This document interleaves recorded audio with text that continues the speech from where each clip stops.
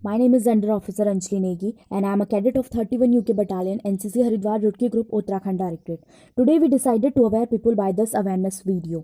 अब हमारे शहरों में 18 वर्ष से ज़्यादा उम्र के लोगों के लिए वैक्सीनेशन शुरू हो गया है। वैक्सीनेशन को लेकर आप लोगों के मन में कई तरह के सवाल होंगे, जिसका जवाब मेरे कुछ NCC मेट्स बनाई गई वीडियो के माध्यम से देंगे। आपसे अनुरोध है कि इस वीडियो को अंत तक देखें। भारत कोरोना की दूसरी लहर से जूझ रहा है और इस समय हमारा घर पर रहना और सरकार द्वारा निर्देशित नियमों का पालन करना जरूरी है। हम उन सभी कोरोना वॉरियर्स को सल्यूट करते हैं जो दिन रात इस जंग को जीत की तरफ ले जा रहे हैं। ऐसे में हमें उन झूठी अफवाहों से भी बचना बहुत जरूरी है जो मानसिक रूप से हमें प्रभावित कर सकती हैं, बल्कि हमें ऐसी जानकारियां आगे पहुंचानी चाहिए जिससे लोग वैक्सीन लेने के लिए खुद आगे आएं। अब एक प्रश्न और उठता है कि वैक्सीन क्या है। एक वैक्सीन आपके शरीर को किसी भी बीमारी, वायरस या संक्रमण से लड़ने के लिए तैयार करता है। यह हमारे शरीर के इम्यूनिटी सिस्टम को संक्रमण की पहचान कराता है और हमारे शरीर में इसके खिलाफ एंटीबॉडीज़ तैयार करता है। क्या वैक्सीन सेफ है? जी हाँ, भारत में बनी वैक्सीन सुरक्षित और प्रभावी है। कोविड-19 महामारी के दौरान WHO का दावा है वैक्सीन का प्रभावी होने के लिए उसमें 50% असरदार होनी चाहिए। इस लिहाज से यह वैक्सीन सक्षम है। वैक्सीनेशन के लिए रजिस्ट्रेशन कैसे करें? वैक्सीनेशन लगवाने के लिए सबसे पहले आपको ऑनलाइन रजिस्ट्रेशन कराना होगा, जो कि आप आरोग्य सेतु या फिर covid.gov.in से कर सकते हैं। और बहुतों के मन में यही भी सवाल उठता है कि रजिस्ट्रेशन कराने के लिए किन किन डॉक्यूमेंट्स की आवश्यकता हो। रजिस्ट्रेशन के लिए आपके पास एक आईडी प्रूफ होना चाहिए, जो कि आपका Aadhaar card, PAN card, driving licence और वोटर आईडी हो सकता है। मेरा अगला सवाल, हर एक व्यक्ति को वैक्सीन के कितने डोज लेने चाहिए? तो इस दौरान प्रत्येक व्यक्ति को कम से कम 28 दिन और ज्यादा से ज्यादा 42 दिन के अंतराल में वैक्सीन के 2 डोजेस लगाने चाहिए। मेरा अगला क्वेश्चन है, जिस व्यक्ति को पहले कोरोना हुआ था और अब वह पूरी तरीके से ठीक है, तो क्या उसे भी वैक्सीनेशन करवाना आवश्यक है? इसका जवाब यह है कि ज़रूर लेनी चाहिए।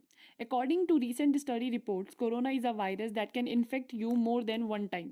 यह एक ऐसा रोग नहीं है जो अगर आपको एक बार इन्फेक्ट कर दे तो दूसरी बार ना कर पाए। तो to get vaccinated is very important thing. यह आपकी खोई हुई इम्यूनिटी को रीगेन करने में आपकी मदद कर सकता है। तो एक और सवाल जो लोगों में दिख रहा है वह यह है कि किस व्यक्ति को वैक्सीन नहीं लगनी चाहिए। प्रेग्नेंट महिलाएं, स्तनपान कराने वाली महिलाएं और कोरोना पेशेंट और कोई भी गंभीर बीमारी से पीड़ित व्यक्ति को वैक्सीन नहीं लगानी चाहिए। वैक्सीन लगाने के बाद किस तरीके के लक्षण दिखाई दे सकते हैं? जिस जगह पर वैक्सीन लगाई गई है वहां पर हल्का दर्द, सिर दर्द, बुखार, चिड़चिड़ापन तथा चक्कर आना जैसे लक्षण दिखाई दे सकते हैं। ऐसे में हम डॉक्टर की सलाह से दवा ले सकते हैं। एक और प्रश्न जो लोगों के मन में आता ही है कि वैक्सीन लगाने के बाद क्या होगा। सभी वैक्सीनों की टेक्नोलॉजी करीब करीब एक जैसी होती है, चाहे फाइजर की वैक्सीन हो, चाहे स्पुतनिक 5 हो या भारत में ही निर्मित की गई स्वदेशी वैक्सीन कोविशील्ड या कोवैक्सीन। इन करंट सिचुएशन दुनिया का सबसे बड़ा वैक्सीनेशन ड्राइव भारत में ही चलाया जा रहा है, जिसमें केंद्र सरकार और राज्य सरकारों द्वारा लोगों को फ्री ऑफ कॉस्ट वैक्सीन लगाई जा रही है। वैक्सीन एक नॉन इफेक्टिव एजेंट होती है जो मैसेंजर आरएनए का काम करती है। इसका हमारे शरीर पर कोई भी साइड इफेक्ट या रिएक्शन नहीं होता। वर्तमान में वैक्सीन बनाने की तकनीक बहुत ही सुरक्षित, उन्नत और एडवांस्ड है। मैं आप सभी से रिक्वेस्ट करूंगा कि प्लीज़ वैक्सीन जरूर लगवाइएगा और अपने घर वालों, अपने दोस्तों को वैक्सीन लगाने के लिए प्रोत्साहित कीजिएगा। जय हिंद।